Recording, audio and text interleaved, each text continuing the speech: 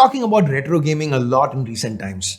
That's because, well, I've been spending a lot of time playing around with emulators and handhelds. Well, dedicated handheld emulators are great. What I want to do today is, Androids have been popular for a long time now, almost a decade. How about that spider? Was that cool or what? After a few drinks, I thought that thing was going to chase me. Yes, we're all old. So anyway, what that means is odds are everybody has a device or two lying around that's just too old to sell for anything substantial. But that doesn't mean we can't repurpose it. And today in this video, I'm going to be showing you the best way to make your old phone a new retro handheld. Hey guys, Ash here from C4eTech, and if you do end up finding this video useful, if you end up liking this video, well, hit like. So here's what I wanted to do. 1. Have a proper controller, joysticks for controlling the console. Then 2, make sure most of it at least is usable without any kind of touch input. So you just are going to use the controller to access everything on it. And 3, run as many games as possible, or rather emulate as many gaming systems as possible. So first, the controller. Now, if you already have a Xbox or PlayStation controller or any kind of USB controller lying around, that should most definitely work here.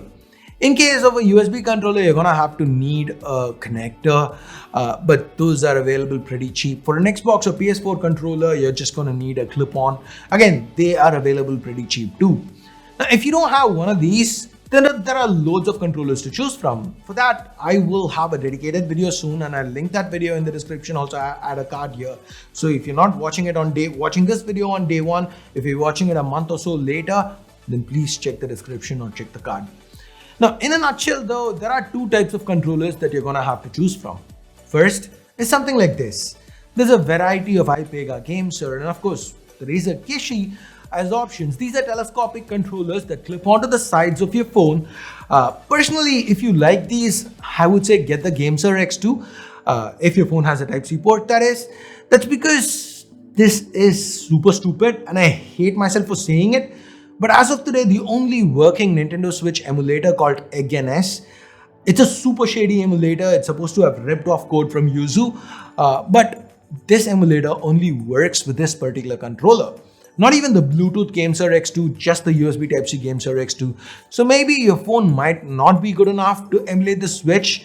It probably isn't, because even the current 888 flagships can't emulate a lot of Switch titles, and the 888 Plus is a joke. But then again, if you're gonna buy one controller, then the GameSir X2 feels like a good investment, and it's cheaper than the Kishi as well. It's better quality than the iPegas. But do know that you will be giving up on the Kishi's analog triggers. So if you're somebody who likes racing games a lot, this might not be for you. But anyways, the other type of controller, it's, well, mounting your phone on top.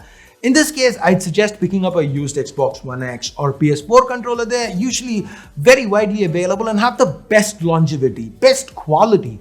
These are controllers built for console gaming, but the biggest names in the gaming industry. So they are built with every intention of taking a lot of abuse, and they usually do.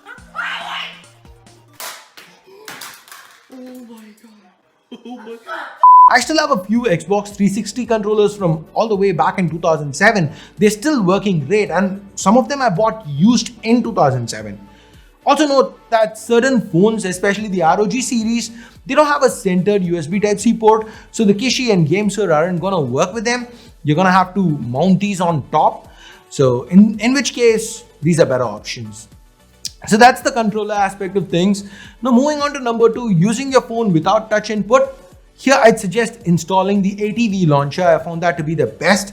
The free version should do well enough. The paid version lets you hide apps, so it might be worth considering. If you use the free version for a few weeks, you like it, you want to have a cleaner interface, then go ahead. But for most people, the free version would do, at least if you just want to test waters. Now here, to showcase old hardware, I'm using a phone from 8 years ago, the LG Optimus View 3. Again, damn, the Snapdragon 800 is that old. I feel so ancient. Anyways, the first thing I'd suggest for you to do is start with a factory wipe. Starting fresh always helps. Having a bunch of old junk on your phone is definitely going to slow it down. Now, once you factory reset your old phone, go to the apps menu under settings and uninstall pretty much anything and everything that you can. because especially older phones came with a lot of bloat, so you get rid of all those apps, then disable stuff like Gmail, photos and so on, reduce the resources being used. That's basically what we're doing. Save space, all that hoopla. Also turn off Bluetooth if you aren't using it for the controller, turn off Wi-Fi and location access to save battery. Next, go to the phone software and the build, tap this 7 times to enable developer mode, and once you're done, go to set developer mode, scroll down, transition animation scale, blah blah blah, all that, make it 0.5x. It kind of improves the semblance of speed. It kind of tones down those animations and everything. At 0.5x, it doesn't look jerky as it would if you turn off all the animations and everything. So 0.5x, I would say it's a nice little trade-off, a nice little midway point for you to go to. Also, if you're using a more recent phone with a higher refresh panel, set the refresh rate to 60 Hz. You aren't going to get more from retro consoles, and the emphasis here is on eking out every drop of performance possible. So 60 Hz it is. Now before we start looking at emulators, there are a couple of other things I'd like for you to set up too. Download either of these apps, Arc Browser or Dig. These are front ends for launching games. Once you have all your emulators set up, you can use these and launch the games, whatever games you want from one place with a nice GUI, and you even get artwork that can be scraped, which means all the ROMs that you have, they will have box art and everything over here. So it looks beautiful. It's nice for you to just go ahead and launch games from here without having to jump between different emulators for different games. While Arc Browser is an option, I am more familiar with Dig, so that's been my preference. Now the emulators themselves, first and foremost, start with RetroArch. Now, this is how RetroArch works. It's supposed to be a one-stop solution for all-round emulation. It uses what's called libretro cores. Think of the cores as the heart of the system. What actually does the emulation? So you go in here, select the cores you want, download them. I mean, if you have your Wi-Fi off, you need to turn it on at this point. And that's pretty much it.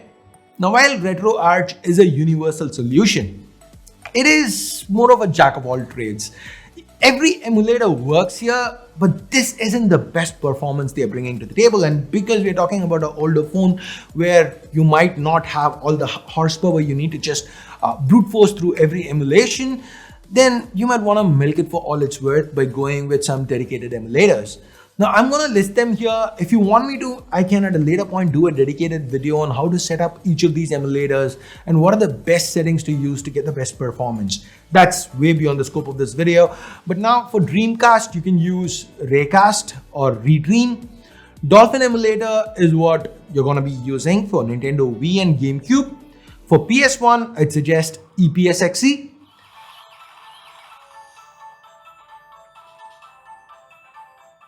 For PSP, it's PPSSPP. For PlayStation 2, this, just like the Dolphin emulator, is not gonna run on older systems. But if you have something powerful, RetroArch's Play ain't gonna get you good results because that's not a great emulator. We have another shady emulator here in the form of Damien PS2. The Pro version is what you're gonna need.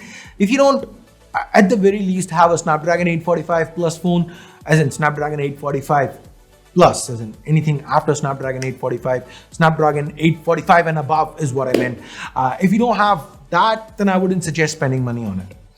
Now that's handheld gaming, but what if you want to go one step further? If you want to make your old phone a media center, have movies and TV shows on it, make it easy to access, play games on a bigger screen and all that, well, let me know if you want a detailed tutorial on how to get that done, because that's also doable with your old phone. That's something you can, that's a way for you to repurpose it. Maybe I'll add it to the common emulators video or do it separately.